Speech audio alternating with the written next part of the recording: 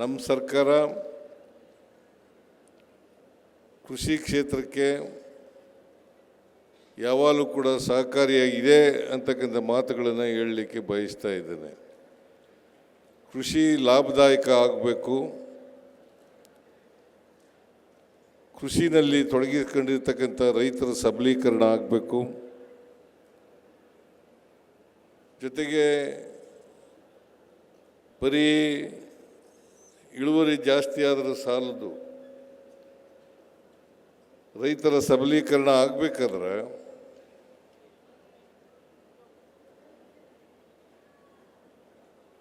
ಕೃಷಿ ಉತ್ಪಾದನೋತ್ತರ ಚಟುವಟಿಕೆಗಳಲ್ಲಿ ರೈತರು ತೊಡಗಿಸ್ಕೊಂಡಾಗ ಹೆಚ್ಚು ಲಾಭದಾಯಕ ಆಗಲಿಕ್ಕೆ ಸಾಧ್ಯ ಆಗ್ತದೆ ಅಂತಕ್ಕಂಥ ಮಾತುಗಳನ್ನು ಹೇಳಲಿಕ್ಕೆ ಬಯಸ್ತಾ ಇದ್ದೇನೆ. ಜೊತೆಗೆ ಕೃಷಿ ಉದ್ಯಮದಲ್ಲಿ ತೊಡಗಿಸ್ಕೊಳ್ತಕ್ಕಂಥವ್ರು ಅವರು ರೈತರು ಕೂಡ ಉದ್ಯಮಿಗಳಾಗಬೇಕು.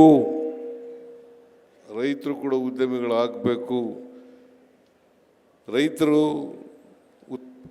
ಬೆಳೆದ ಮೇಲೆ ಬರೀ ಮಾರುಕಟ್ಟೆ ಮಾಡ್ತಕ್ಕಂಥದ್ದಲ್ಲ,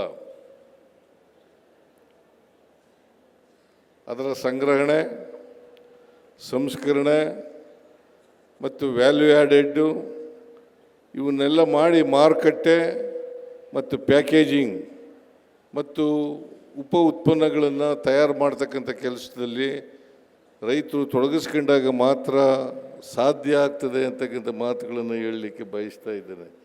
ಇವತ್ತು ಕೃಷಿ ಕ್ಷೇತ್ರದಲ್ಲಿ ಹೆಚ್ಚು ಮಹಿಳೆಯರು ತಮ್ಮನ್ನು ತೊಡಗಿಸ್ಕೊಳ್ತಕ್ಕಂಥದ್ದು ಅತ್ಯಂತ ಅಗತ್ಯ ಅಂತಕ್ಕಂಥ ಮಾತುಗಳನ್ನು ಹೇಳಲಿಕ್ಕೆ ಬಯಸ್ತಾ ಇದ್ದೇನೆ.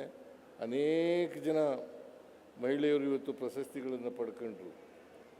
ಅವರು ಇನ್ನೂ ಹೆಚ್ಚಿನ ಸಂಖ್ಯೆಯಲ್ಲಿ ತೊಡಗಿಸ್ಕೊಂಡು ಪ್ರಶಸ್ತಿಗಳನ್ನು ಪಡ್ಕೊಳ್ಳಿ ಅಂತಕ್ಕಂಥ ಮಾತುಗಳನ್ನು ಈ ಸಂದರ್ಭದಲ್ಲಿ ಹೇಳಲಿಕ್ಕೆ ಬಯಸ್ತಾ ಇದ್ದೇನೆ. ನಮ್ಮ ಸರ್ಕಾರ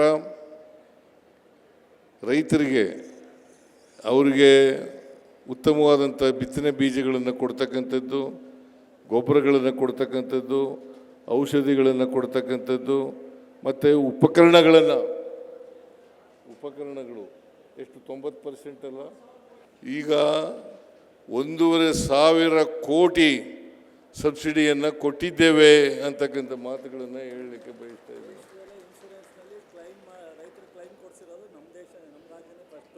ಆಮೇಲೆ ಇಡೀ ದೇಶದಲ್ಲಿ ಇನ್ಶೂರೆನ್ಸ್ ಕ್ಲೈಮನ್ನು ಕೊಡಿಸಿರ್ತಕ್ಕಂಥದ್ದು ನಮ್ಮ ರಾಜ್ಯನೇ, ಕರ್ನಾಟಕ ರಾಜ್ಯನೇ ಮೊದಲನೇ ಸ್ಥಾನದಲ್ಲಿದೆ ಅಂತಕ್ಕಂಥ ಮಾತುಗಳನ್ನು ಹೇಳಲಿಕ್ಕೆ ಬಯಸ್ತಾರೆ.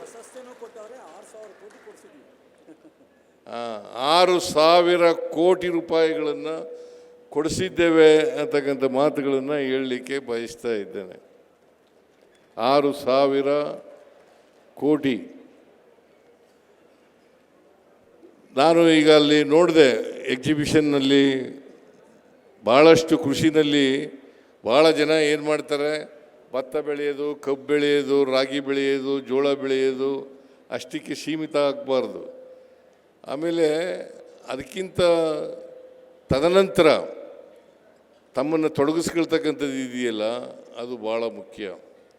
ಅದರಲ್ಲಿ ಭಾಳ ಜನ ರೈತರು ತೊಡಗಿಸ್ಕೊಂಡಿದ್ದಾರೆ ಅಂತಕ್ಕಂಥದ್ದು ಭಾಳ ಸಂತೋಷದ ವಿಚಾರ ಅಂತಕ್ಕಂಥ ಮಾತುಗಳನ್ನು ಹೇಳಲಿಕ್ಕೆ ಬಯಸ್ತಾ ಇದ್ದೇನೆ.